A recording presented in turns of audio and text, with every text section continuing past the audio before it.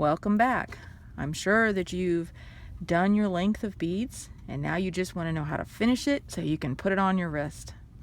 Alright, first thing we're going to do is move our thread from the end of the crystal where you finished that last stitch over one bead. Now it doesn't have to be to the left or to the right, whichever side you want. Just move it out one way towards the seed beads.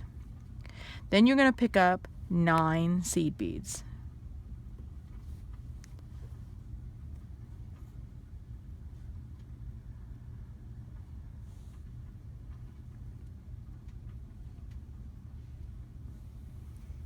If I can get 9 on here, let's see. Oh, now you probably found out while you were picking some of them up that there are some that are pretty bad, and you need to what's called cull your work, which is where you take the bad ones out. That's normal. Just about any beads, no matter what quality you get, are going to have those. Alright, so I picked up 9. Now if you notice, my thread's coming out here, so I'm going to go around in a circle and go to this top bead on the other side. Now once you go through it, pick up one more seed bead and go right back out the exact same bead that you started with. And when you pull that tight, it's going to make a little loop. Now the reason we put the bead in the middle is so that the thread is not stretching across the crystals and not pulling that tight. Okay, once you're already there, you're going to go up and around one more time. And the reason we do that is so that we have a little extra strength. So I'm just literally going in a circle completely through all the exact same beads I was just in and tightening it up. Now this part is done. So when I flip my work over, I'm just going to move down a couple more beads. I'm going to pull tight, make sure everything is all tightened up, and I'm going to tie a knot. So you come from the bottom and go up, and the little loop that's here, you go through it. Now that's technically called a slip knot, but if we went from the bottom up the first time, and the second time we're going from the top down and through the loop, now it's a locking knot because you've gone from top to bottom and bottom to top, and so what happens is they're fighting against each other. I just moved down a few more beads.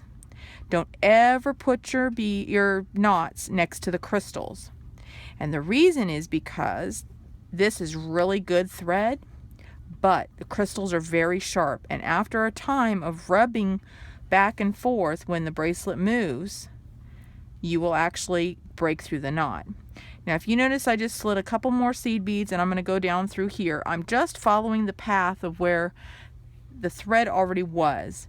You don't have to make it exactly like mine. The point is you don't want to thread across the top or somewhere where it hasn't already followed.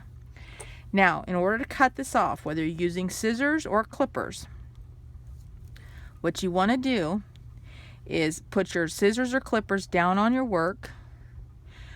Don't cut, but get it close, pull up on the thread, and then cut. And what happens is then it pops back in and it's a nice tight fit into the work. We're going to take the thread off of the needle. We're going to go back to this other one. Remember, this is the end that we had wrapped around our pinky. Now, I'm not going to be able to show you this on screen, but what I just did was I just took this thread and squished it with my teeth, and if you look close you can actually see that it's flattened on the end. The needles I gave you in order to go through the seed beads have very small flat eyes, and so if you flatten that end, it'll go through the needle much easier. I know I just did that very quickly and very easily. I'm sorry. Yes, I can thread the needles. In class, that's one of the things that they have the hardest time with. Alright, now right now we're coming out of the middle crystal and we're going to do it just the same way we did the other end. You're going to move over to one side or the other. You're going to pick up 9 black seed beads.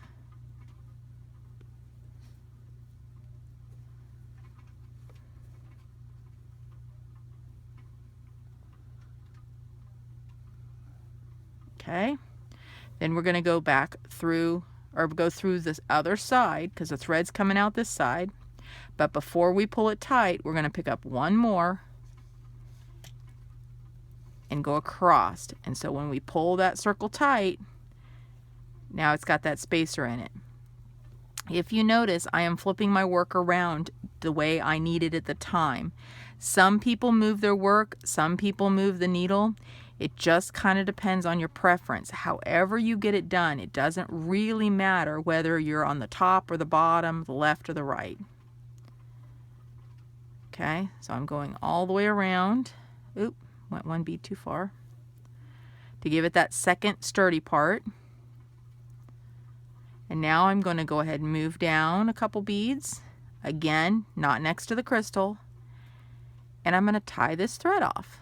So, once you get used to doing this knot, you'll kind of get in a habit. I always do from the bottom to the top and then from the top down to the bottom.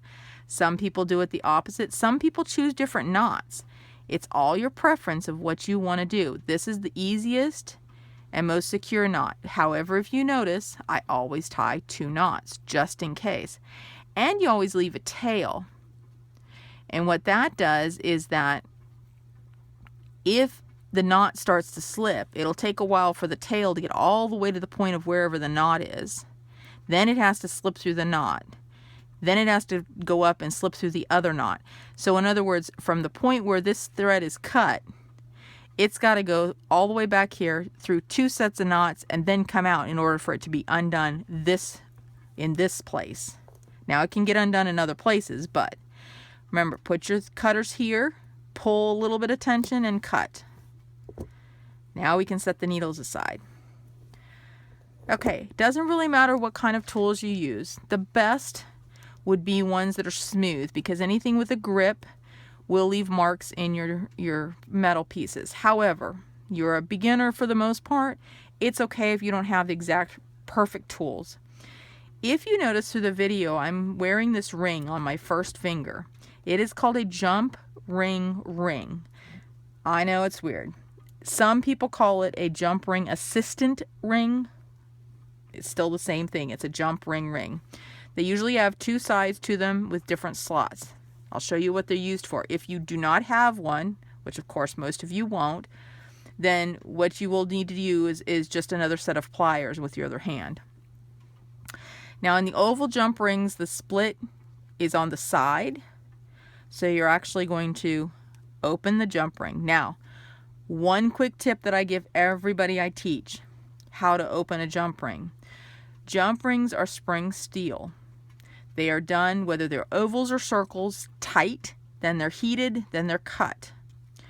They are not made to open against what's called the coil.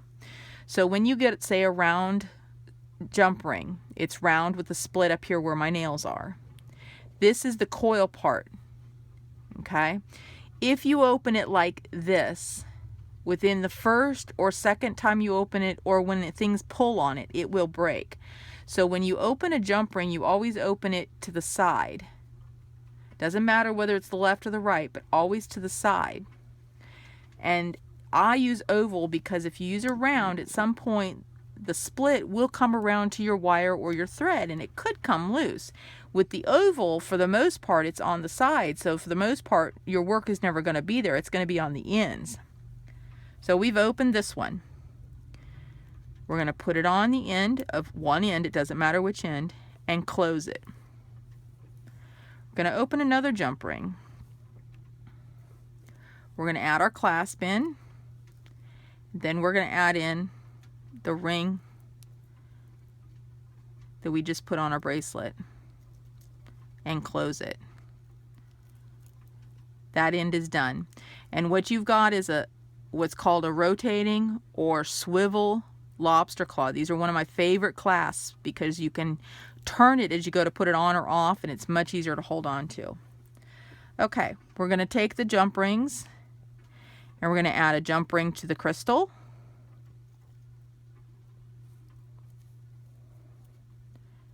And we're going to add a jump ring to our little heart.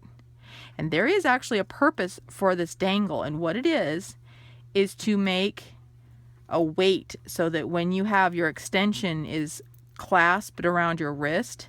It's actually weighing down the chain so that it hangs right. It's not just for looks. All right, so I opened a jump ring, and I'm going to add 2 jump rings, and I'm going to close it. I'm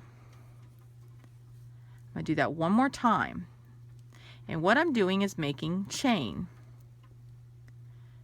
This makes, with one opening of a jump ring, this makes a 3-piece chain.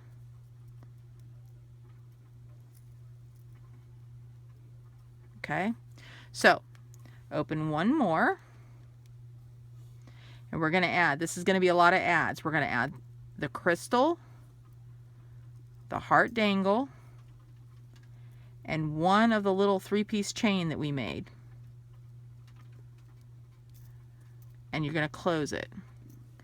And now you have a little chain. We're almost done. You got a jump ring. You're going to hook on the one you had existing, the little 3-piece chain, and close it. And now you got a longer chain. One last one. You're going to open this jump ring. You're going to put it on your chain, and you're going to put it on here. Now, it doesn't matter if this is resting on the beads or the thread, as long as it's around the loops. And you're going to close it, and there's a hair in mine. All right, and look at that. You now have a flat spiral bracelet. And all your findings are silver plated, so they'll wear really well. And I'm going to go ahead and list these on my site, and I'm going to offer you guys, if you'd like, to do some customized kits in different colors. So if you're interested in that, please let me know, and I will get some kits started if you're interested.